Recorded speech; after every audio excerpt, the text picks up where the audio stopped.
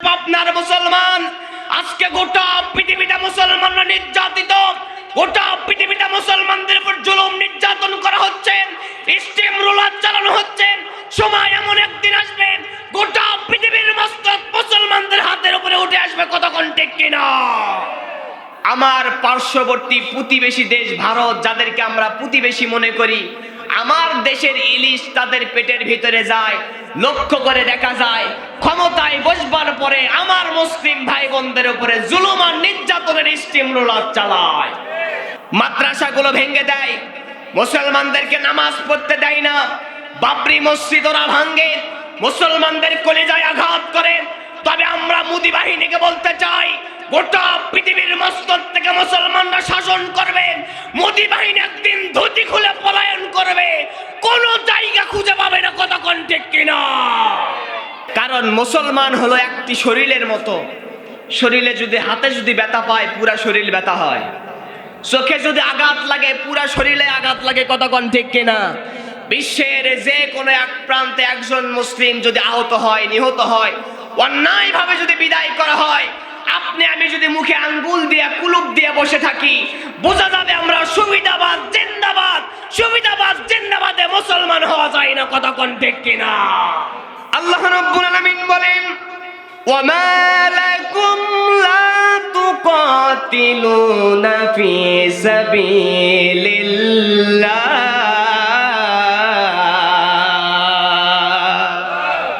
আল্লাহ রাব্বুল আলামিন বলেন, হে দুনিয়ার মানুষরা, তোমাদের কি হলো? তোমরা কেন বসে আছো? তোমরা কেন চুপ করে বসে আছো? তোমরা কেন যুদ্ধ করো না? তোমরা কেন জিহাদ করো না? তোমরা কেন সংগ্রাম করো না? তোমরা কেন লড়াই করো না? তোমরা শুধু নামাজ পড়তেছো, রোজা রাখতেছো, হজ করতেছো, যাকাত অনেকে দেয় আবার অনেকে দেয় না, নিজেরা খেয়ে পরে বাঁচতেছো। অথচ লক্ষ্য করে দেখা যায় মুসলমানরা নিধন হয়, তোমরা তাদের পক্ষে কেন কথা বলো না? আল্লাহ পাক জাতিকে বুঝাই দিচ্ছেন, বান্দারে, যদি মুসলমানদের পক্ষে কথা না বলো, ন্যায়ের পক্ষে, হকের পক্ষে যদি আওয়াজ না দাও, মুসলমান হওয়া যাবে? আরো জোরে কোন যাবে? দলিল কোথায় নেবেন? আল্লাহ রাব্বুল আলামিন বলছেন, আল্লাযীনা আমানু ইউকাতিলুনা ফি সাবিলিল্লাহ ওয়াল্লাযীনা কাফারু ইউকাতিলুনা ফি সাবিলিত তাগুত। আল্লাহ রাব্বুল আলামিন বলছেন, যেই ব্যক্তিরাই দুনিয়াতে মুমিন হবে, যেই ব্যক্তিরা ইমানদার হবে, যেই ব্যক্তিরা মুসলিম হবে, নিজেকে যারা মুসলমান দাবি করবে, এই ব্যক্তিরা আমি রবের রাস্তায় চলবে, সংগ্রাম করবে, লড়াই করবে, মুমিনের পাশে দাঁড়াবে, মুসলমান বিপদে পড়লে প্রোটেস্ট করবে, বিরুদ্ধে ইহুদি নাসারা খ্রিস্টানদের বিরুদ্ধে কথা বলবে, মুসলমানদের পক্ষে দাঁড়াবে। আল্লাহ দলিল দিলেন, এই ব্যক্তিদের পরিচয় মুমিন। পক্ষান্তরে যেই ব্যক্তিরা শয়তানের রাস্তায় চলবে, শয়তানের বন্ধু হবে, শয়তানি কর্মকাণ্ড করবে, গান বাজনা নিয়ে ব্যস্ত থাকবে, কতক্ষণ ঠিক কিনা? আছে না নাই? আল্লাহ দলিল দিচ্ছেন, ওয়াল্লাযীনা কাফারু ইউকাতিলুনা ফি সাবিলিত তাগুত। আল্লাহ দলিল দিচ্ছেন, এই পৃথিবীতে যারা কাফের, তারা শয়তানের রাস্তায় চলবে, মুমিনের রাস্তা বাদ দিয়া, ইসলামের রাস্তা বাদ দিয়া, আল্লাহর রাস্তা বাদ দিয়া শয়তানের রীতিগুলো অবলম্বন করবে। এবার আপনাদের কাছে আমি জবাব চাই, আপনার মুসলমান জবাব দেন, আপনারা শয়তানের রাস্তায় চলতে চান না আল্লাহর রাস্তায় চলতে চান? মুমিন হতে চান না কাফির হতে চান? আল্লাহর নিয়মে থাকতে চান না ভারতের দেখানো নিয়মে থাকতে চান? আল্লাহর বিধানে চলতে চান না ভারতের সংবিধানে চলতে চান? আল্লাহর বিধানে চললে আপনি হবেন মুমিন, আল্লাহর দলিল। আর আল্লাহর বিধান বাদ দিয়া বাপ দাদা মানুষের তৈরি করা আইনে যদি চলতে চায়, সেটা যদি আমি ছোট্ট সাইদির বাবাও হয়, মুমিন হতে পারবে না, কাফেরে পরিণত হয়ে গেছে। এই জন্য আমরা বাংলাদেশের মুসলমান, যেই দেশে মুসলমানদের সংখ্যা একেবারেই বেশি, 90% মুসলমানের দেশে আল্লাহর কোরআন দিয়ে বিচার হয় না, আল্লাহর কোরআন দিয়ে মদের বিরুদ্ধে আইন হয় না, আল্লাহর কোরআন দিয়ে জিনার বিরুদ্ধে আইন হয় না। আমাদের বুঝতে আর বাকি নাই, বাকি নাই। আমরা কেউ এখনো পুরাপুরি মুমিন হতে পারিনি, কাফেরদের এখনো গোলামি করতেছি, কথা কোন ঠিক কিনা? তাই তো লক্ষ্য করে দেখা যায় পাবনার কৃতি সন্তান, সাতিয়ার কৃতি সন্তান নিজামী সাহেব জীবন দিয়েছেন, বাতিল শক্তির কাছে মাথা নত করেনি। কারণ একটাই নিজামী সাহেবের কোনো দোষ ছিল না, রাজাকার মানবতা বিরোধী অপরাধী ছিল না। নিজামী সাহেবের একটাই দোষ ছিল, তিনি আল কোরআনের সমাজ গড়ার কাজ করতেন, কথা কোন ঠিক কিনা?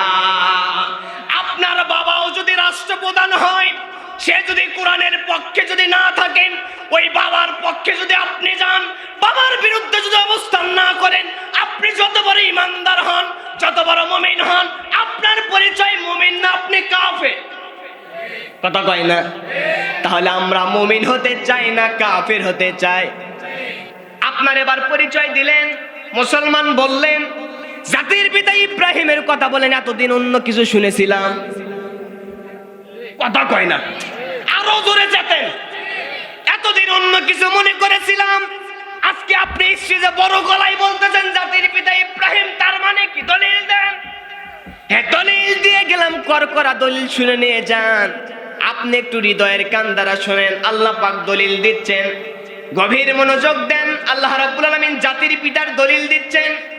আল্লাহ পাক বলছেন, মিল্লাতা আবিকুম ইব্রাহিম।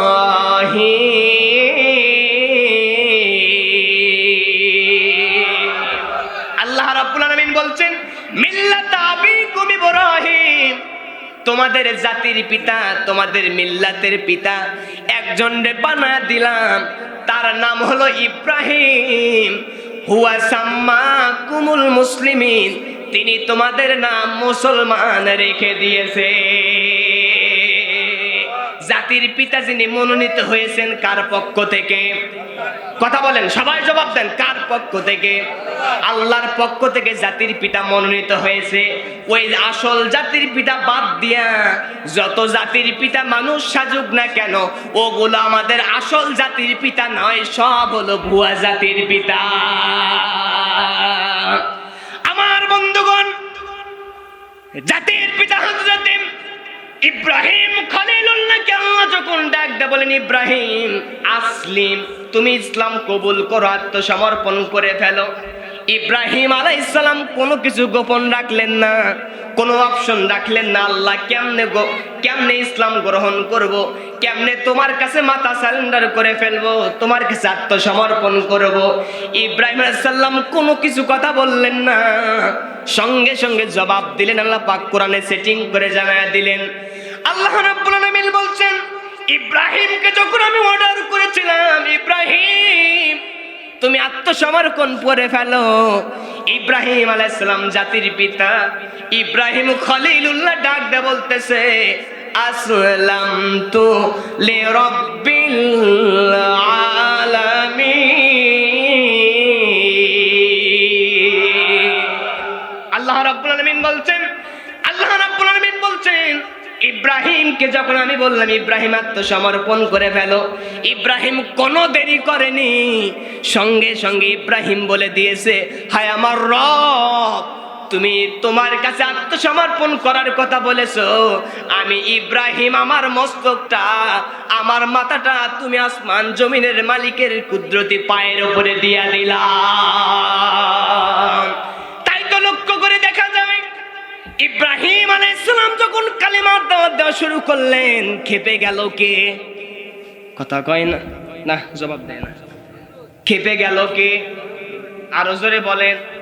নমরুদ কি আমাদের বিয়াই হয় নাকি? তাহলে দরদ লাগে, কথা কন না কেন? কথা কন, কোন দলের? কে রে ওটা? সেই মাল ওটা। আল্লাহু আকবার কন। কি করছে ওই দলের? কারো নাম কিন্তু নেই, ওই দলের কারো যে কোনো কেউ হইতে পারে, কথা কন ঠিক কিনা? আমরা কি কারো নাম নিছি ভাই? আরো জোরে কন, কারো নাম নিছি? আমি হুজুর শুরুতেই তো বলছি, আমার বাবার বিরুদ্ধে কেউ বললেও আমি বাবার বিরুদ্ধেই বলবো, কথা কন ঠিক কিনা? ইব্রাহিম আলাইহিস সালাম যখন কালিমার দাওয়াত দিলেন, বাজান ইব্রাহিম আলাইহিস সালাম যখন কালিমার দাওয়াত দিলেন, খেপে গেল কে? আরো জোরে জোরে বলেন, না বললে কিন্তু দৌড় মারবো।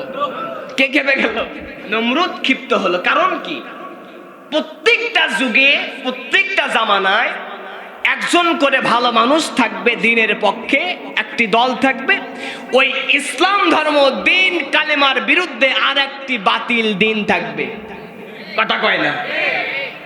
ইব্রাহিম আলাইহিস সালামের আলোচনা শুনতে শুনতে চোখের পানি ফেলা, মুসা আলাইহিস সালামের আলোচনা শুনতে খুব ভালো লাগে, নবী মুহাম্মদ সাল্লাল্লাহু আলাইহি ওয়াসাল্লামের আলোচনা শুনতে খুব মজা লাগলো, হযরত হোসাইন রাদিয়াল্লাহু তাআলা আনহুর কারবালার কাহিনী শুনে চোখের পানি ময়দানে ফালায়া দিলেন। কিন্তু তার সময়ের স্বৈরাচার ইয়াজিদের কথা শুনলে আপনার যদি মন খারাপ হয়, বুঝে নেওয়া লাগবে ইয়াজিদের রক্ত আপনার আমার শরীরের ভিতরে আছে। কথা কোন ঠিক কিনা? ইব্রাহিম আলাইহিস সালামের আলোচনা যেখানে থাকবে, নমরুদকে সেই জায়গায় ওয়াশ করা লাগবে, ঠিক কি না? মুসা আলাইহিস সালামের আলোচনা যদি শুনতে চান, ফেরাউন আসবে। কথা কয় না? আরো জোরে। নবী মুহাম্মদ সাল্লাল্লাহু আলাইহি ওয়াসাল্লামের আলোচনা শুনবেন, আবু জেহেলকে বাদ দিবেন, ওইটা তো হতে পারে না, ঠিক কি না? তেমনি ভাবে নবীর উত্তরসূরি উলামায়ে কেরাম, হক্কানি পীর মাশায়েখ বুজুর্গানে দিন যে জায়গায় থাকবে, লক্ষ্য করে দেখা যাবে ইহুদি নাসারা কাফেরদের পাঁচটা গোলামরা ওই মুসলমানদের বিরুদ্ধে লাগবে। কতক্ষণ ঠিক কি না? জাতির পিতা ইব্রাহিম আলাইহিস সালাম কালিমার দাওয়াত দিলেন। এইবার নমরুদ ক্ষিপ্ত হয়ে গেল, অগ্নিকুণ্ড তৈরি করলো। কি করলো? কথা কয় না? কি তৈরি করলো? আলোচনা সংক্ষেপ করতেছি। আগুনের কুণ্ডলী তৈরি করা হলো, আগুনকে জ্বালানি করা হলো। ইব্রাহিম আলাইহিস সালামকে এবার অগ্নিকুণ্ডের ভিতরে ফেলানো হবে। লক্ষ্য করে দেখা গেল ছোট্ট একটা ব্যাঙ। কি ভাই? আরো জোরে। ব্যাঙের নিয়ত হলো যে আমি ব্যাঙ আমার প্রসাব যদি আগুনের ভিতরে ফেলে দে, হয়তোবা আগুন নিভতে পারে। কোন এটা কি সত্য? ব্যাঙের প্রসাব আর কতটুকুই হবে, ঠিক কি না? কিন্তু ব্যাঙের নিয়ত কি? আগুন নিবানোর। ইব্রাহিম আলাইহিস সালামের সাপোর্টে ব্যাঙ প্রসাব করে দিল, আগুন তো নিভবে না, ঠিক কি না? কিন্তু যিনি নিয়ত কবুল করেছেন তিনি কে? আল্লাহ। কিন্তু পক্ষান্তরে দেখা গেল কাকলাস। কি ভাই? আপনারা কি বলেন? কাকলাস কি করলো? আগুন যেন না নেবে এই জন্য তার লেজ দ্বারা আস্তে আস্তে বাতাস দিতে লাগলো যে আগুন দাউ দাউ করে জল ইব্রাহিমকে পুড়ে ফেল। আছে না নাই? এই জন্য লক্ষ্য করে দেখা যায় ব্যাঙের উত্তরসূরিরা, তাদের কাছে হয়তো কামান বোমা বারুদ কোনো লাঠি ঠাঙ্গা তেমন বেশি থাকে না, পুলিশ প্রশাসন থাকে না। কাকলাস বাহিনীর কাছে র্যাব, পুলিশ প্রশাসন, ফোর্স বাহিনী থাকে। কিন্তু আমার আল্লাহ ব্যাঙের পক্ষে থাকলে ব্যাঙের পক্ষের শক্তিকে বিজয় দেয়, ক্ষমতার মসনদে বসায়। কাকলাস বাহিনীর কাছে গোটা পৃথিবীর র্যাব, বিজিবি, বিডিআর থাকলেও ক্ষমতার মস্তক ফেলে দিয়া বাতিলের মতো ফকিরদের মতো পলাতে বাধ্য হয়। কথা কোন ঠিক কিনা? বোঝা যায়? বুঝলে বুঝ পাতা, না বুঝলে আরো জোরে। আমার বন্ধুগণ, এই জন্য ব্যাঙের ভূমিকা পালন করে আপনার ঈমান আমল যদি কম হয়, নবী রাসূলদের পক্ষে থাকবেন, আল্লাহ মর্যাদা বাড়ায় দেবে। আর কাকলাসের মতো যদি হন, যতই আপনি বড় কিছু হন না কেন বাবা, দিন শেষে রাত্রিবেলা দেখা যাবে আপনি আগেও যা এখনো আরো জোরে এখনো। এই জন্য ব্যাংকে মারবেন না। আর কাকলাসকে একবারিতে যদি নিক্ষেপ করে যদি মারতে পারেন, আপনার আমল নামে আল্লাহ পাক সওয়াব দান করে দেবে। সুবহানাল্লাহ বলবেন না? একবারিতে মারলে 100 নেকি আল্লাহ পাক আপনার আমল নামায় দান করে দেবে। সুবহানাল্লাহ কর। এই জন্য ব্যাংকে মারা যাবে না, কাকলাস পাইলে ছাড় দিবেন। আমরা ব্যাঙের মতো নিয়ত নিয়ে থাকতে চাই। কথা কোন ঠিক কিনা? কিন্তু কাকলাসের মতো শত্রু নিয়ে ইসলামের বিরুদ্ধাচরণ করতে চাই। জাতির পিতা হযরত ইব্রাহিম খলিলুল্লাহ, আমাদের জাতির পিতা, আল্লাহ যখন অর্ডার করেছে আসলিম, তুমি ইসলাম গ্রহণ করো, আত্মসমর্পণ করো, আল্লাহর দরবারে তার মস্তক মাথাটা নত করে দিলেন। কেমন নত করে দিলেন লক্ষ্য করে তাকায় দেখেন। ইব্রাহিম আলাইহিস সালামের বয়স হয়ে গেছে 90 থেকে 95 কিংবা 100-র কাছাকাছি বছর। তার স্ত্রীর বয়সও ওই রকম অনেক দূরে চলে গেছে, বেশি হয়ে গেছে, 100-র কাছাকাছি বয়স হয়ে গেছে। কিন্তু ইব্রাহিম আলাইহিস সালামের কোলের ভিতরে তখন পর্যন্ত কোনো সন্তান, কথা কয় না, কোনো সন্তান। এইবার সন্তানের প্রয়োজন হলে চাইবেন কার কাছে? আরো জোরে বলেন। হয়তো অনেক মানুষ আছে লক্ষ্য করে দেখা যায় অনেক দিন পর্যন্ত বিবাহ শাদী করেছে, ঘরের ভিতরে এখন পর্যন্ত কোনো সন্তান হয় না। লোক লজ্জার ভয়ে মানুষের কাছে মুখ দেখাইতে পারে না। আল্লাহর কাছে তাহাজ্জুদ নামাজের জন্য আপনি ওযু করেন, যাই নামাজ পড়ে দেন, যাই নামাজের উপরে দাঁড়ায় 2 রাকাত সেজদায়, 2 রাকাত নামাজ পড়বার জন্য আপনি রবের কাছে সেজদায় পড়ে যান। পৃথিবীর সব মানুষগুলো ঘুমায় গেছে, পশু পক্ষী জিনগুলো ঘুমায় গেছে, রবের কাছে সেজদা দিয়া বলেন আল্লাহ। পৃথিবীর সব মানুষ ঘুমায় গেছে, পাশে থাকা শুয়ে থাকা স্ত্রীও ঘুমায় গেছে, আমার কোলে কোনো সন্তান নাই, মানুষের কাছে মুখ দেখাইতে পারি না। আল্লাহ গো, তোমার কাছে দোয়া করে দিলাম, তুমি আমার কোলের ভিতরে সুন্দর একটা নেককার সন্তান দান করে দাও। পাবনার মুসলমান জবাব দেন, আল্লাহর কাছে যদি দোয়া কবুল হয়, আল্লাহ সন্তান দিতে পারবে কি পারবে না? আর জোরে করেন, পারবে কি পারবে না? স্ত্রীর পাশে শুয়ে দেখেছেন আপনি, আপনার কাজ করেছেন, কিন্তু পেটের ভিতরে রেহেমের ভিতরে যিনি সন্তান বানিয়ে দিয়েছেন, সাইজ করে দিয়েছেন, কাটিং ফিটিং সেটিং করে দিয়েছেন, চিৎকার দিয়ে বলেন তিনি কে? আল্লাহ রাব্বুল আলামিন বলেন হুয়াল্লাযী ইউসাউবিরুকুম ফিল আরহামি কাইফা ইয়াশা। আল্লাহ রাব্বুল আলামিন বলছেন, তোমার দায়িত্ব, স্ত্রীর পাশে তুমি শুয়েছিলা, তোমার দায়িত্ব তুমি কাজ সম্পন্ন করে ফেলেছো। পেটের ভিতরে কেমন সন্তান দিব, কেমন সন্তান দান করব, কেমন চেহারা সুরত সাইজ হবে, সমস্ত কিছু রেহেমের ভিতরে আমি আল্লাহ পাক তৈরি করে দিয়েছি। জাতির পিতা হযরত ইব্রাহিম আলাইহিস সালামের কোনো সন্তান নাই, 100-র কাছাকাছি বয়স হয়ে গেছে। এইবার আল্লাহর কাছে ইব্রাহিম আলাইহিস সালাম বৃদ্ধ বয়সে দোয়া করতেছেন, রব্বি হাবলি মিনাস সলিহিন। ইব্রাহিম আলাইহিস সালাম দোয়া করতেছেন, আল্লাহ তোমার কাছে দোয়া করতেছি, তুমি আমার একটা নেককার সন্তান, সলেহ সন্তান তুমি দান করে দাও। বলেন তো দোয়াটা যিনি কবুল করবেন তিনি কে? আর জোরে বলেন তিনি কে? আল্লাহ পাক দোয়াটুকু কবুল করলেন, জিবরিলকে পাঠিয়ে দিলেন, জিবরিল যাও ইব্রাহিম খলিলুল্লাহর কাছে চলে যাও, ইব্রাহিম আলাইহিস সালামকে ডাক দে, জানায় দাও ইব্রাহিম তুমি যে দোয়া করেছো, তোমার দোয়া আমার রব কবুল করে নিয়েছে। আল্লাহ এবার ইব্রাহিম আলাইহিস সালামকে সুসংবাদ দিচ্ছেন, ফাবাশশারনাহু বিগুলামিন হালিম। আল্লাহ রাব্বুল আলামিন বলছেন, হে ইব্রাহিম তোমাকে সুসংবাদ দিলাম। কেমন সুসংবাদ দিলাম শুনে নিয়ে যাও। ফাবাশশারনাহু বিগুলামিন হালিম, তোমাকে শুধু সন্তান দান করব তা নয়, একটা নেককার সন্তান তো দিবই, নেককার সন্তানের পাশাপাশি হালিম ধৈর্যশীল সন্তান তোমার কোলে উঠায়া দিলাম। নেককার সন্তান হইলেই হবে না, ওই সন্তান আবার ধৈর্যশীল হওয়া লাগবে। এইবার ইব্রাহিম আলাইহিস সালাম স্বপ্নের ভিতরে দেখতেছেন, আমার ছোট্ট পুত্র শেষ বয়সে যেই সন্তান পেয়েছে নামটুকু রেখে দিয়েছি ইসমাইল। ইসমাইলকে আমি নবী ইব্রাহিম খলিলুল্লাহ কুরবানি করতেছি, নিজ হাতে চাকু দ্বারা ছুরি দ্বারা জবাই করতেছি। সকাল হবার পরে ইব্রাহিম আলাইহিস সালাম সন্তানকে ডেকে বলছেন, হে আমার বৎস, হে আমার ছেলে ইব্রাহিম, আমি স্বপ্নের ভিতরে দেখলাম আমি তোমাকে কুরবানি করতেছি। কি করতেছি? সামনে কুরবানি আসতেছে, কথা কোন ঠিক কিনা? আমরা মনে করি 1.5 লাখ 2 লাখ 3 লাখ 5 লাখ টাকা হলে মনে হয় আল্লাহ কুরবানি কবুল করবে। নয়, কুরবানি করলে আল্লাহ কি দেখবে? তাকওয়া। আল্লাহ কি দেখবে? আল্লাহ বলছেন, গত জুমায় বলতেছিলাম যে লা ইয়ানালাল্লাহু লুহুমুহা ওয়ালা দিমাউহা। লাহমুন মানে হচ্ছে গোশত, আর দিমাউন মানে হচ্ছে রক্ত। আল্লাহ বলছেন লা ইয়ানালাল্লাহু লুহুমুহা ওয়ালা দিমাউহা, আমি রবের কাছে গোশতও আসে না, রক্তও আসে না, তোমরাই সব কিছু খাও, এমনকি চামড়া দিয়ে শেষে জুতা পর্যন্ত বানাও। কথা কয় না? আমি আল্লাহর কাছে এগুলো কোনো কিছু আসে না, তবে আমি আল্লাহর কাছে তোমাদের যে তাকওয়া, আমি রবের প্রতি ভয়, এইটাই আমি রবের কাছে পৌঁছে যায়। পরে আল্লাহু আকবার। আল্লাহ পাক এইটা যেন আমাদের কবুল করেন, পরে না আমিন। অনেকে কুরবানি থেকে গরু নিয়ে আসে, কি নিয়ে আসে? আরো জোরে কোন কি নিয়ে আসে? আল্লাহ যেন আমাদের কুরবানি সঠিক নিয়তে করার তৌফিক দান করে। সবাই বলেন আল্লাহুম্মা আমিন। আমরা সঠিক নিয়তে করব তো ইনশাআল্লাহ, করি ইনশাআল্লাহ।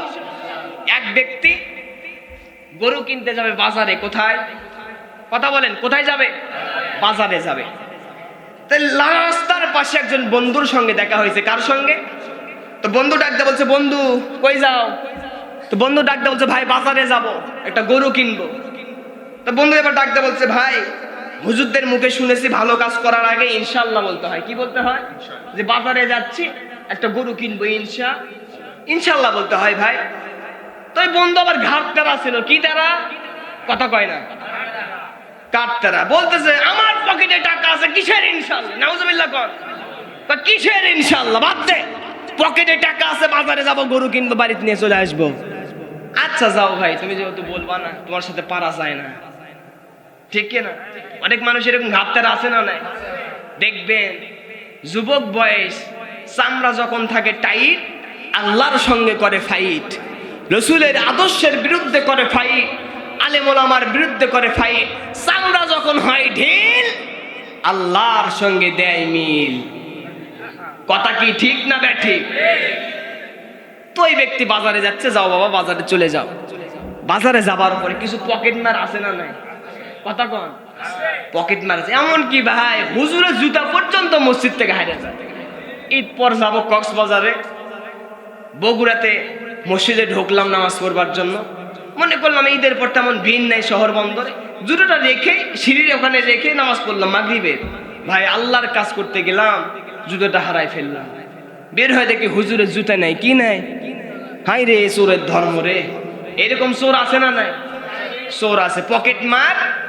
আল্লাহর বান্দা যেহেতু বাজারে যাবে ইনশাআল্লাহ, এইদিকে বলেনি, এইদিকে পকেট মার রেডি হয়ে আছে। কোনো যদি প্লেয়ার পাওয়া যায় ঈদের আগের মার্কেট, চুরি করে হলেও কুরবানি দেব, আছে না নাই? চোর এবার রেডি হয়ে আছে। আস্তে করে বন্ধু যখন বাজারে গেছে, গরু হাটির ভিতরে গরু দেখতেছে। কি দেখতেছে? গরুর ঠেলা গুতা খায়, লাঠি খায়, বাড়ি খায়। ও একটু সরে যায়, পকেটের চেন যেন কখন যেন খুলে গেছে, বুঝতে পারেনি। পকেট ম্যান পকেট থেকে আস্তে করে বের করে টাকাটুকু বের করছে। কি করছে? টাকা বের করে নিয়ে চলে গেছে। ওই বেচারা বুঝতে পারে বন্ধুকে ফাঁকি দিল। এবার গরু পছন্দ হয়েছে, চয়েস হয়েছে, রং কালার স্বাস্থ্য সব চয়েস হয়েছে। যখন মালিককে টাকা দিকে যাবে, লক্ষ্য করে দেখা গেল পকেটে হাত গেছে মাগার, কিন্তু নো টাকা। পকেট পুরাই, আরো জোরে, পকেট পুরাই, পকেট পুরাই ফাঁকা।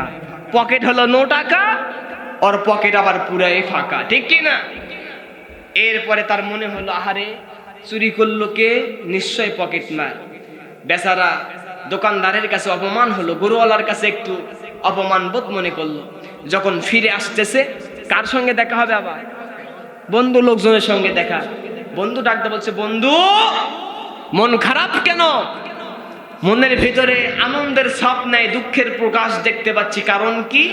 ডাকতে বলতেছে, বন্ধু বাজারে গেলাম ইনশাআল্লাহ, গরু দেখলাম ইনশাআল্লাহ, পছন্দ হলো ইনশাআল্লাহ, এরপরে পকেটে হাত দিলাম ইনশাআল্লাহ, টাকা দিতে যাব পকেট ফাঁকা ইনশাআল্লাহ, গরু কিনতে পারলাম না ইনশাআল্লাহ, ভাবলাম পকেট মার আমার টাকা চুরি করে নিয়ে চলে গেছে ইনশাআল্লাহ। বন্ধু ডাকতে বলতেছে, বন্ধু রে তুমি হয়ে গেছো বোকা, শয়তানে তোমারে দিছে ধোকা, তোমার মাথায় লাগছে পোকা। ওই ইনশাআল্লাহ যদি বাজারে যাওয়ার আগে যদি নিয়ত করতা, তোমার টাকা হয়তো হেফাজত হতো, আর হয়তো তোমার টাকা চুরি হতো না, কুরবানির গরু নিয়ে বাজারে থেকে বাড়ি চলে আসতা। এই জন্য ইনশাআল্লাহ বলার দরকার আছে না নাই? সেটা আগে না পরে? খাওয়ার আগে দোয়া পড়ার দরকার আছে না নাই? খাওয়ার আগে না পরে? অনেকে বসে যায় খাওয়ার দোয়াও আমরা পড়ি না, ঠিক কিনা? নবীজি বলেছেন, ছোট্ট একটা আমল দিয়ে গেলাম, নবীজি বলেছেন যেই ব্যক্তি খাবারের শুরুতে আল্লাহর নাম নিয়ে খাবার ভক্ষণ করলো, বিসমিল্লাহ বলে খাবার শুরু করলো, ওই খাবারের ভিতরে শয়তানের কোনো পারমিশন থাকলো, যেই ব্যক্তি ঘর থেকে বাহির হলো এবং ঘরের ভিতরে প্রবেশ করলো, প্রবেশ করবার পর আল্লাহর নাম নিয়ে প্রবেশ করলো, দোয়া দরুদ পড়বার পরে ঘরের ভিতরে ঢুকলো। ওই ঘরের ভিতরে শয়তানের থাকার কোনো পারমিশন থাকে? আরো জোরে কোন থাকে? এই জন্য খাবারের শুরুতে বিসমিল্লাহ বলবেন কি বলবেন না? অনেকে লক্ষ্য করে দেখা যায় জট বাবা পট বাবা আমার দেশে হক্কানি ওলামায়ে কেরাম পীর মাশায়েখ কাছে সারসিনা যান, দারুনাজাত যান, সরমনায় যান, নারী পুরুষ একাকার হয় না কোনোদিন কখনো। কিন্তু লক্ষ্য করে দেখা যায় আমার দেশে জট বাবা পট বাবা কিছু ভণ্ড আছে না নাই? কথা কয় না আছে না নাই? সত্যি আছে। কুষ্টিয়াতে কিছুদিন আগে একটা পীরকে হত্যা করছে। কি করছে? হ্যাঁ, আমরা কোনো মানুষকে আগুন দিয়ে পুরার পক্ষে নয়, কিন্তু ওই পীর সাহেব ভণ্ড শ্রী শামীম তার নাম, সে বলেছে আল্লাহর কোরআন, এই কোরআন শরীফ যে তৈরি করছে সেও কিছু বোঝে না, যারা পড়ে তারাও কিছু বোঝে না, আস্ত মূর্খ। নাউজুবিল্লাহ কোন? এই কথা মুসলমান আমরা সহ্য করতে পারবো? কুষ্টিয়ার জনগণ ধোলাই দিয়েছে। এই জন্য হক্কানি ওলামায়ে কেরামও যেমন আছে, হক্কানি পীর মাশায়েখ বুজুর্গানে দিন যেমন আছে, হক্কানি বুজুর্গানে দিনের নামে কিছু ভণ্ডের আবির্ভাব আমার দেশে হয়েছে। কথা কন ঠিক কিনা? আমরা ভণ্ডদের পক্ষে নয়, আমরা আসলের পক্ষে। কথা কন ঠিক না বেটি? এরা আবার গান বানায়। কি বানায়? গান বানায়, বিভিন্ন গান তৈরি করে, শিরকি গান আছে না নাই? মন চলেছে সুরেশ্বর, কিসের বাড়ি কিসের ঘর, আইসি ন্যাংটা যাবো ন্যাংটা, ন্যাংটা হয়া জিকির কর জিকির কর, আছে না নাই? নাউজুবিল্লাহ কোন? ইতিহাসের ভিতরে পড়লাম সেই যুগের কাফেররা কাবা শরীফ তোয়াফ করতো। কি করত? কাবা শরীফ তোয়াফ করতো একেবারে উলঙ্গ হয়ে, তাদের মাল সামানা ঘন্টা বাহির করে তাওয়াফ করত। তাদের কারণ কি ছিল? তাদের নিয়ত ছিল আমরা এইভাবে দুনিয়াতে আসছি, আল্লাহ মনে হয় এটাই সবচেয়ে বেশি কবুল করবে। নাউজুবিল্লাহ কোন? কিন্তু নবীজি যখন মক্কা বিজয় করে ফেললেন, কাবা ঘর থেকে সমস্ত মূর্তি কি করেছিলেন? শেষ করে দিয়েছিলেন। আল্লাহু আকবার কোন? ইব্রাহিম আলাইহিস সালাম কার দরবারে সন্তান চাচ্ছে? কথা বলেন, কার দরবারে? জাতির পিতা হযরত ইব্রাহিম খলিলুল্লাহ আল্লাহর কাছে সন্তান চাইলেন। আল্লাহ সুসংবাদ দিয়ে দিলেন, একটা নেককার সন্তানের সুসংবাদ দিয়ে দিলাম, জানায় দিলাম। কেমন সন্তান হবে? কেমন সন্তান হবে? সাধারণ কোন সন্তান হবে না, এই সন্তান ধৈর্যশীল সন্তানে পরিণত হয়ে যাবে। আল্লাহু আকবার কোন? সকালবেলা ইসমাইলকে বলেন, ইসমাইল স্বপ্নে দেখলাম তোমাকে জবাই করতেছি, কুরবানি করতেছি। ইসমাইল আলাইহিস সালাম ডাক দিয়ে বলতেছেন, কেবল বাবার সঙ্গে চলাফেরা করতে পারেন। তাফসীরের ভিতরে পাওয়া যায় হয়তো বা 10 বছর কিংবা 12 বছর 11 বছর বয়সে উপনীত হয়েছেন। ইব্রাহিম আলাইহিস সালামের সন্তান ইসমাইল ডাক দিয়ে বলছেন, আব্বাজান আপনি স্বপ্নে দেখেছেন যাহা তাড়াতাড়ি পালন করবেন তাহা, আমি ইসমাইল বাধা দিব না। আপনি আমাকে কুরবানি করতে দেখেছেন, আমি কুরবানি হতে প্রস্তুত, আল্লাহর দ্বীনের পথ থেকে দূরে সরে যেতে প্রস্তুত না। কি বুঝলেন এখান থেকে? আপনি আলোচনা শুনলেন, কুরবানি করলেন, শিক্ষা কি নিলেন? ইব্রাহিম আলাইহিস সালাম সন্তানকে যখন বলেছে তোমাকে আমি কুরবানি করতেছি, ইসমাইল আলাইহিস সালাম বিন্দু পরিমাণ কোনো কথা বলে না, ওভারটেক করে নাই, সঙ্গে সঙ্গে বলেছেন আমি কুরবানি হতে রাজি। আল্লাহু আকবার কোন? কুরবানি হওয়া সহজ না কঠিন?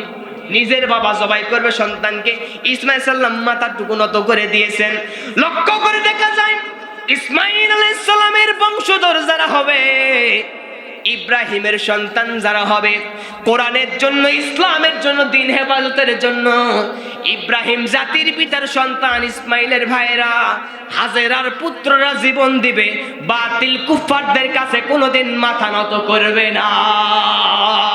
কবি সম্রাট ডক্টর আল্লামা ইকবাল রহমাতুল্লাহ আলাইহি বলছেন, বাতিল সে দাফনে ওয়ালে आया आसमान ही हम सो बर कर चुका है तू इम्तिहा हमारा।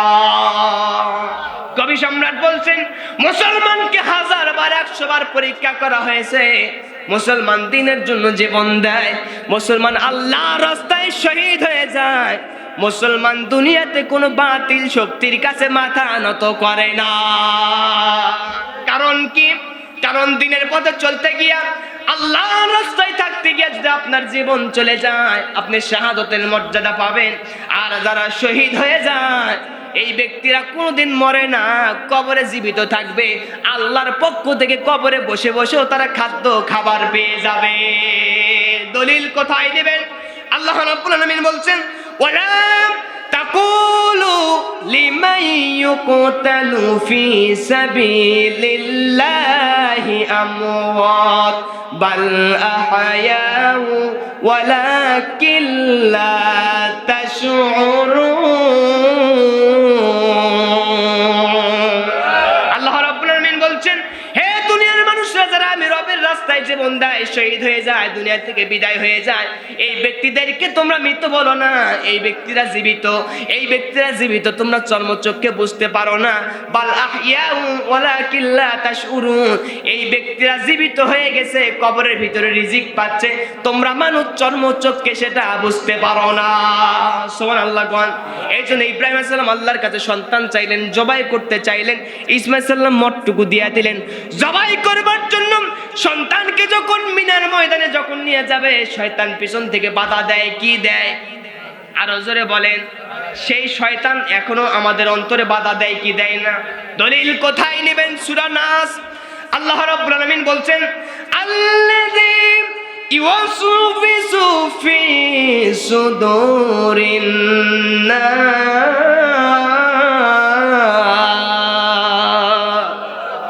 শয়তান মানুষের সদরের ভিতরে, বক্কের ভিতরে, কলবের ভিতরে ওয়াসওয়াসা দেয় কি দেয় না?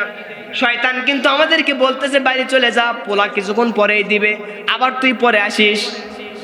হয় কি হয় না?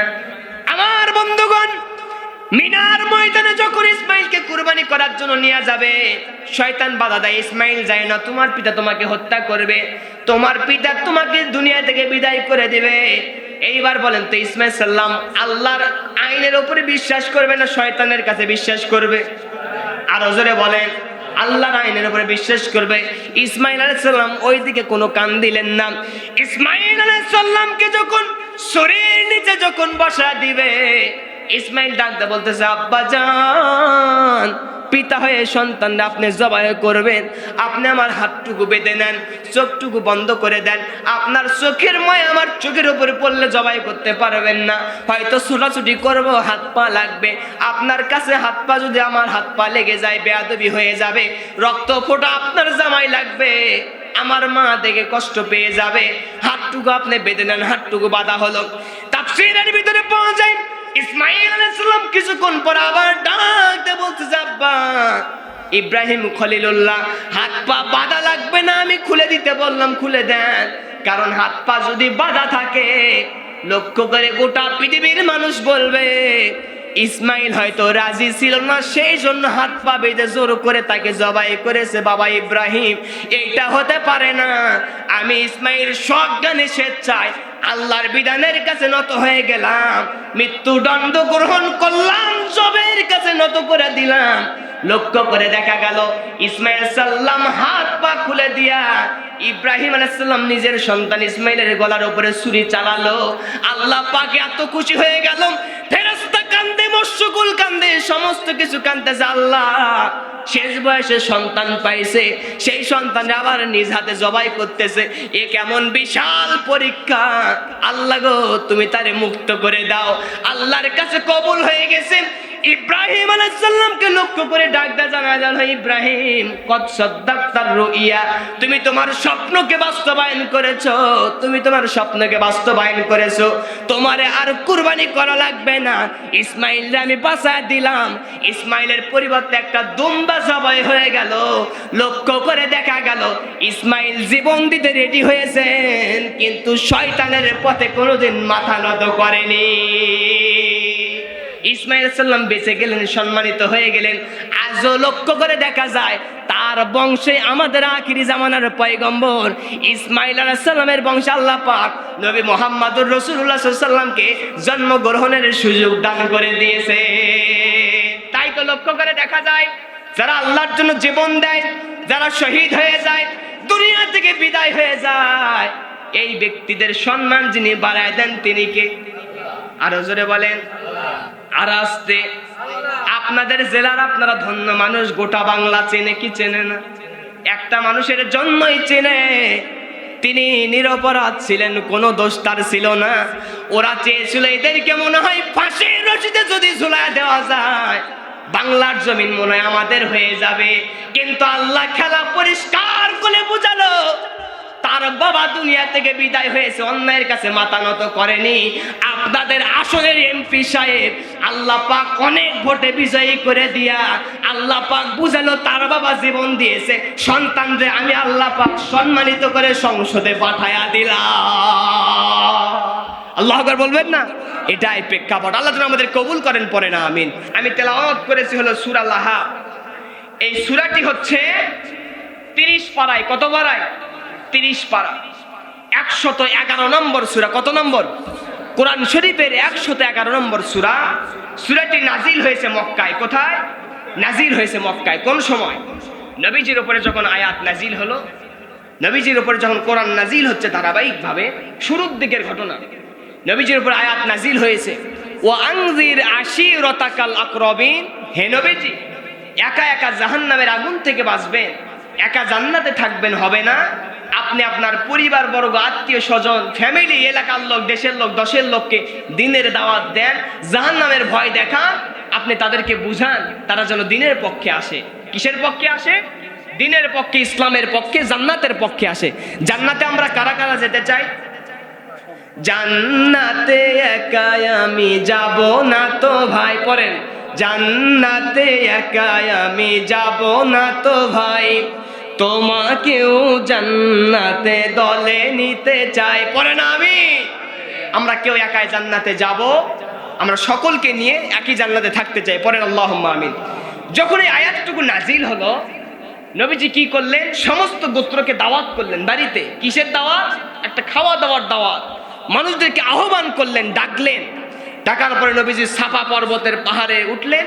ওঠার পরে বলছেন, আমার দেশের মানুষেরা, মক্কার জনপদের আমার আত্মীয় স্বজনেরা, রক্তের মানুষেরা, বিভিন্ন গোত্রের মানুষেরা, তোমরা শুনে রেখে দাও, আমি যদি বলি যে এই পাহাড়ের পাদদেশে একদল শত্রু বাহিনী আছে, সূরাটি শানে নুজুল বলতেছে, পাহাড়ের পাদদেশে যদি শত্রু বাহিনী আছে, এই শত্রু বাহিনী আপনাদেরকে আঘাত করবে, তীর তরবারি মারবে, আপনারা কি এটা বিশ্বাস করবেন? সঙ্গে সঙ্গে তারা ডাক দিয়ে বলল, হ্যাঁ, আপনি তো আল আমিন, আপনি তো আল আমিন, আপনি তো আল আমিন, অবশ্যই আপনার কথা বিশ্বাস করব, টেনশনের কারণ নেই, আপনার কথা বিশ্বাস করব, কারণ আপনাকে কোনোদিন আমরা মিথ্যা কথা বলতে শুনি, আরো যারা মিথ্যা কথা বলতে শুনি। তখন নবীজি এই পয়েন্টে এসে বললেন, তাহলে আমি নবীজি তোমাদের কাছে জাহান্নামের থেকে পরিত্রাণের জন্য তোমাদের আহ্বান করতেছি, কুলু লা ইলাহা ইল্লাল্লাহু তুফলিহুন, তোমরা পড়ে নাও লা ইলাহা ইল্লাল্লাহ মুহাম্মাদুর রাসূলুল্লাহ, কালিমা পড়ে নাও, মুসলিম হয়ে নাও। মুসলিম হইতে দেরি আল্লাহর জান্নাতের মেহমান হইতে দেরি হবে না। আল্লাহু আকবার।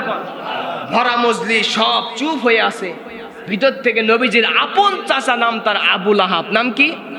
কতক্ষণ আরো জোরে? আবু লাহাব দাঁড়ায় গেল। কি করলো? দাঁড়ায় গেছে। দুই হাতে দুইটা পাথর নিয়েছে। কি নিয়েছে? পাথর নিয়ে নবী মুহাম্মদ সাল্লাল্লাহু আলাইহি ওয়াসাল্লামের দিকে নিক্ষেপ করবে, আর ডাক দিয়ে বলতেছে, তাব্বাল্লাকা ইয়া মুহাম্মদ, হে মুহাম্মদ সাল্লাল্লাহু আলাইহি ওয়াসাল্লাম, তুমি ধ্বংস হয়ে যাও। আলিহাজা জামাতানা, এই জন্য কি তুমি আমাদেরকে জড়ো করছো, দাওয়াত দিছো এই জান্নাতের কথা বলার জন্য? পাথর নিক্ষেপ যখন করতে চাইছে নবীজির দিকে, এটা উপর থেকে দেখতেছেন কে?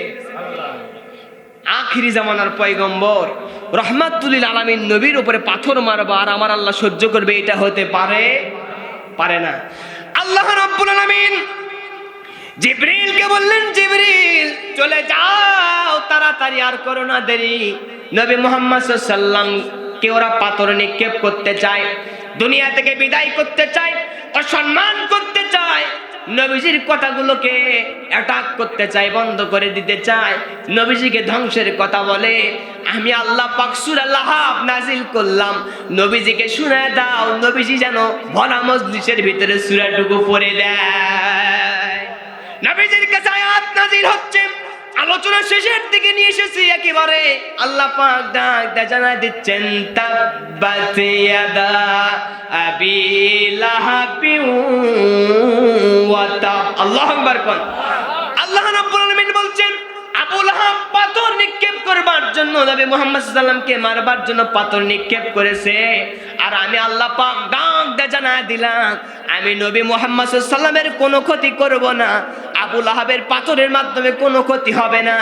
আল্লাহ বলেছেন আবু লাহাব ধ্বংস হয়ে যা। কে ধ্বংস হবে? তাহলে যারা কোরআনকে বাধা দেয়, ইসলামকে বাধা দেয়, যারা আলেমদেরকে বাধা দেয়, তারা ধ্বংস হবে। এই বাণীটা কার? এরপর আল্লাহ রাব্বুল আলামিন বলছেন মা আগনা আনহু মালুহু ওয়া মা কাসাব।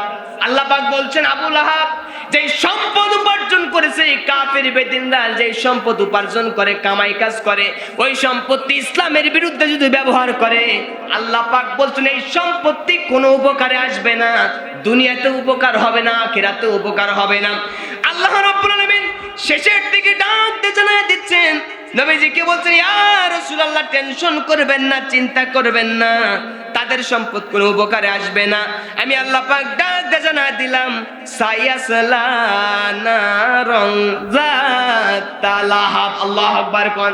আল্লাহ বলছেন সায়াসলা, অচিরেই সময় অপেক্ষা করতেছে, আগুনের ভিতরে পড়ে যাবে, আবু লাহাব ধ্বংস হয়ে যাবে, আগুনের ভিতরে নিক্ষেপ হয়ে যাবে। শুধু আবু লাহাব একা আগুনে যাবে তা নয়, জাহান্নামে জ্বলবে তা নয়, ওয়া আমরাতুহু, তার আপন স্ত্রী পাশেই শুয়ে থাকতো, তার নাম হলো জামিলা। নাম কি? আরো জোরে কোন নাম কি? তার নাম হলো উম্মে জামিলা। এবং তার স্ত্রী আগুনে জ্বলবে। হাম্মালাতাল হাতাব, তার স্ত্রী কাঠ বহন করত, বোঝা বহন করত, তার স্ত্রী বিভিন্ন খড়ি বহন করত। এই স্ত্রী উম্মে জামিলাও জাহান্নামে যাবে, আগুনের ভিতরে জ্বলবে, আগুনের ভিতরে পুড়বে। ফি জিদিহা হাবলুম মিন মাসাদ, এবং এই আবু লাহাবের স্ত্রী নাম হলো উম্মে জামিলা। ফি জিদিহা, তার এই ঘাড়ের সঙ্গে হাবলুম মিন মাসাদ, রশি লাগায়া ফাঁসি হয়ে দুনিয়া থেকে বিদায় হয়ে যাবে। আল্লাহু আকবার। কেমনে কি হলো? আবু লাহাব নবীজিকে হত্যা করবার জন্য, বাধা দেওয়ার জন্য পাথর নিক্ষেপ করলো। আল্লাহ বুঝালো কিছু হবে না, কিছু হবে না। আবু লাহাব কিন্তু ধ্বংস হবে। হয়েছে কি হয়নি? ধ্বংস হয়েছে। এরপরের দিকে চলে আসেন, তার সম্পদ কোনো উপকারে আসে নাই, ছেলে মেয়েও কোনো উপকারে আসে নাই। আবু লাহাব একদিকে নবীজির হলো চাচা, আপন চাচা, আর একদিকে কিন্তু নবীজির আবার বিয়াই, নবীজির দুইটা কন্যার সঙ্গে আবু লাহাবের দুইটা ছেলে উতবার উতাইবার বিবাহ হয়েছিল। আল্লাহু আকবার কোন। নবীজি যখন কালেমার দাওয়াত দেওয়া শুরু করলেন, এই যে এই ঘটনা যেই দিন ঘটলো, আবু লাহাব বাড়িতে যাবার পরে তাফসীরের ভিতরে আসছে, আবু লাহাব বাড়িতে যাবার পরে ডাক দিয়ে বলতেছে উতবা উতাইবা, আমার ঘরের ভিতরে নবী মুহাম্মাদের মেয়ে থাকবে, আর তোদের ওই শ্বশুর আব্বা কালেমার দাওয়াত দিবে, দিনের দাওয়াত দিবে, হবে না। দুইটা মুহাম্মাদের মেয়েরতেই তালাক দে। মেয়ে দুইটারে তালাক দেওয়া হলো। নবীজির কাছে যাবার পরে উতবার উতাইবা আবু লাহাবের সন্তান এসে বলছে তুমি নাকি কালেমার দাওয়াত দাও, তুমি নাকি দিনের দাওয়াত দাও, আমার বাবার বিরুদ্ধে আয়াত নাজিল হয়েছে, এই কথা নাকি তুমি প্রকাশ্যে বলে বেড়াও, হবে না, হবে না, আমার বাবাকে অপমান করেছো। নবী মুহাম্মদ সাল্লাল্লাহু আলাইহি ওয়াসাল্লাম আখিরি জামানার পয়গম্বর, ওনার মেয়ে দুইটারে যখন তালাক দিল, নবীজি কাঁদতেছেন, দুঃখের ভিতরে পড়ে গেলেন, কষ্টের ভিতরে পড়ে গেলেন। দুইটা মেয়েও কাঁদতেছে। এইবার দুইটা জামাই এসে নবীজির চেহারার উপরে থুতু নিক্ষেপ করবে। কি নিক্ষেপ করবে? কিতাবের ভিতরে পাওয়া যায় উতাইবা নামক এই জামাইটি নবীজির চেহারার উপরে থুতু নিক্ষেপ করবে। আমার আল্লাহ যেন সহ্য করলেন না। নবীজি জীবনে একটা বদদোয়া দিয়েছিলেন, বলেছিলেন তুমি যেহেতু আমারে থুতু নিক্ষেপ করেছো, থুতু দিয়েছে আমার মুখের উপরে, এই থুতু আমার শরীরে আসবে না, তোমার দিকে ফিরে যাবে। হে আল্লাহ, যে আমার সঙ্গে বেয়াদবি করেছে, তোমার সমস্ত হিংস্র কুকুরদের ভিতর থেকে একটা কুকুরে শয়তানের জন্য তুমি সেটিং দিয়া দাও। আল্লাহু আকবার। বাড়িতে চলে গেল। আবু লাহাব ডাকতে বলতেছে সন্তান আমার, মুহাম্মাদের কাছ থেকে তুমি কেমনে কি নিয়ে ফিরে আসলা, কোনো কথা বলেছে নাকি? উতাইবা ডাক দেয়া বলছে আব্বাজান, তোমার ভাতিজা মুহাম্মদ সাল্লাল্লাহু আলাইহি সাল্লাম আমাদের শ্বশুর, আমি যখন তার শরীরের উপরে থুতু মেরেছিলাম, আল্লাহ পাক হেফাজত করেছিল, থুতুটুকু তার শরীরে লাগে নাই। তবে মুহাম্মদ শেষে একটা কথা বলেছে। কি কথা? সেই কথা হলো নবী মুহাম্মদ সাল্লাল্লাহু আলাইহি সাল্লাম বলেছে একটা হিংস্র কুকুর যেন আমাদের জন্য সেটিং হয়ে যায়। আবু লাহাব ভালো করেই জানে যে নবী মুহাম্মদ সাল্লাল্লাহু আলাইহি সাল্লাম যেই দোয়া করবে সেই দোয়া কবুল করবে কে? আবু লাহাব ভয় খেয়ে গেছে, কাজটা ভালো হলো না, তোমার বিরুদ্ধে দোয়া করেছে, এই দোয়া তো একদিন না একদিন প্রতিফল হবে। লক্ষ্য করে দেখা যায় নবীর উত্তরসূরি উলামায়ে কেরাম আল্লামা সাঈদও দোয়া করেছিল, যদি আলেম ওলামা দিন ইসলাম নিয়ে বেশি বাড়াবাড়ি করো, গাছের গোড়া ধরে নাড়া দেব, মামু বাড়ি দিল্লি গিয়া পড়বা। আল্লাহর জীবন্ত ওলির দোয়া কবুল হয়ে গেছে। বিমান চতুর্দিকে উড়েছে, কোথাও পড়েনি, দিল্লির জমিনেই পড়েছে। আবু লাহাব ভয় খেয়ে গেছে, কেমনে কি হলো? তোমাকে তো এবার কুকুর, হিংস্র জীবজন্তু, জানোয়ার ভক্ষণ করে ফেলবে। এবার আবু লাহাব সন্তানকে নিয়ে, স্ত্রী পরিবার পরিজনদেরকে নিয়ে সিরিয়ার দিকে চলে গেলেন। যাবার পরে তার শুধু একটাই ভয়, একটাই ভয়, নবী মুহাম্মদ সাল্লাল্লাহু আলাইহি ওয়াসাল্লামের দোয়া যেন কখন কবুল হয়ে যায়, নবী মুহাম্মদ সাল্লাল্লাহু আলাইহি ওয়াসাল্লামের দোয়াগুলো যেন কখন কবুল হয়ে যায়। সিরিয়ায় যাবার পরে সম্পত্তি দিয়ে, উট দিয়ে ঘেরাও করে রাখা হলো। ওর মধ্যখানে, মাঝখানে উতবা আর উতাইবা নামক আবু লাহাবের দুই সন্তানকে রাখা হলো, যাতে হিংস্র বাঘ যেন তাকে ধরতে না পারে, নবীজির দোয়া যেন তাকে কবুল না হয়। সন্তান দুইটা ঘুমায় গেছে, হিংস্র একটা বাঘ এসে লক্ষ্য করে সবার নাক শুকেছে, সবার দিকে লক্ষ্য করে গেছে, কাউকে কোনো ক্ষতি করেনি। আবু লাহাবের সন্তান যেই জায়গায় ছিল, হাজারো ভিড় ঠেলে দিয়া আবু লাহাবের সন্তানকে খেয়ে টুকরা বিটুকরা করে দিয়েছে। আল্লাহু আকবার। সরাসরি তাফসীর শেষ করে দিয়েছি আমার বন্ধুগণ। এরপরে আবু লাহাবের করুণ দশা শুরু হলো, গায়ের উপরে ঘা পসরা শুরু হয়ে গেল। আবু লাহাব দুনিয়া থেকে এবার বিদায় হয়ে চলে যাবে, এমন শরীরে ঘা পসরা, দুর্গন্ধ শুরু হয়ে গেল। চিকিৎসা করবার মতো কোনো ডাক্তার খুঁজে পাওয়া গেল না। দুনিয়া থেকে বিদায় হয়ে গেল। বিদায় হয়ে যখন চলে যাবে, এইবারে লাশটুকু কে দাফন করবে, কে কবরে নামাবে, কিংবা কে পুঁতে রাখবে, কোনো মানুষ খুঁজে পাওয়া যায় না। কারণ শরীরের উপরে দুর্গন্ধ, মরা লাশ, পচা লাশ। আল্লাহর গজব পড়তেছে। আল্লাহু আকবার কোন। আফ্রিকার হাবশী গোলাম, কালো চেহারার মানুষগুলো ভাড়া করা হলো টাকা দিয়া। আবু লাহাবের লাশকে এবার তারা দাফন করবে, মাটির ভিতরে পুঁতে রাখবে। সম্মানের সঙ্গে পুঁতে রাখে নাই, অনেক দূর থেকে লাঠি দিয়া দুর্গন্ধের কারণে ঠেলে হেঁচড়ে ঘুতে ঘাতায়া মাটির ভিতরে আবু লাহাবরে পতিত করা হয়েছে। আল্লাহু আকবার কোন। কারণ কি? তিনি নবীজির কোরআনের বিরোধিতা করেছেন, নবীজিকে ক্ষতি করা, ধ্বংস করার জন্য চেয়েছিলেন। এরপরে আলোচনা একেবারে শেষের আয়াতে আসলাম। ফি জিদিহা হাবলুম মিন মাসাদ। আবু লাহাবের স্ত্রীর নাম তার উম্মে জামিলা। নাম কি? আরো জোরে কোন, নাম কি? উম্মে জামিলা। তিনি যে হার পরে থাকতেন, তিনি লক্ষ্য করতেছেন সূরা যখন নাজিল হয়েছে, নবী যখন তার বিরুদ্ধে কথা বলেছে, উম্মে জামিলার হাতটুকু তিনি বিক্রি করলেন। ডাক দিয়ে বলতেছেন, আমি উম্মে জামিলা আমার এই গলার স্বর্ণের হাতটুকু বিক্রি করে দেব, তারপরেও নবী মুহাম্মদ সাল্লাল্লাহু আলাইহি ওয়াসাল্লামকে দেখে ছাড়বো। আমার আল্লাহ পাক বলেন তো এবার উম্মে জামিলাকে বিজয় দান করবে না আমার নবীজিকে বিজয়ী করবে?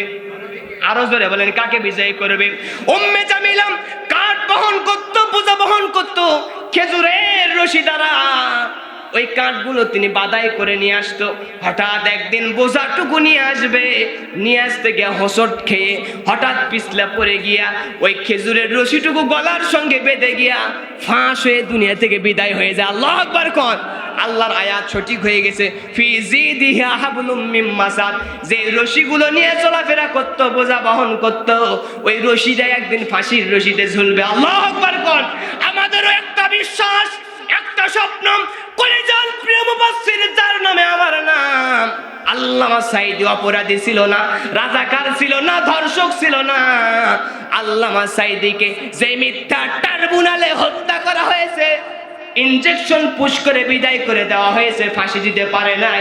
লক্ষ্য করে দেখা গেছে কয়েক বছর পরে তাদের নামে আবার ওই একই ট্রাইব্যুনালে ফাঁসির রায় বাংলার জনগণ শুনেছে।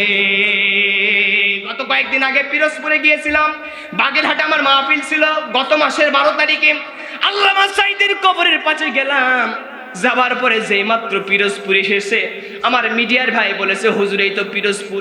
পিরোজপুরের কথা শোনার সঙ্গে সঙ্গে গায়ের পশম কেমন জানি শিউরে উঠলো, কেমন জানি লোমগুলো দাঁড়ায় গেল। মনে হয়ে গেল এই জায়গায় তো কোনো সাধারণ মানুষ শুয়ে নাই।